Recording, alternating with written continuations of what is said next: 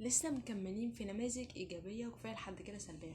والنموذج اللي هتكلم عنه ده انا متيمه بيه، يعني اي شخص بيتعامل بالطريقه دي ده هو شخص انا متيمه جدا بيه. ليه بقى؟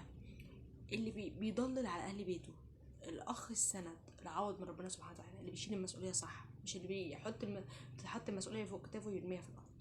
في فرق كبير قوي بين الراجل اللي شايل مسؤوليه انك تامني على نفسك معاه لانه قادر يحافظ على مسؤوليه اهل بيته.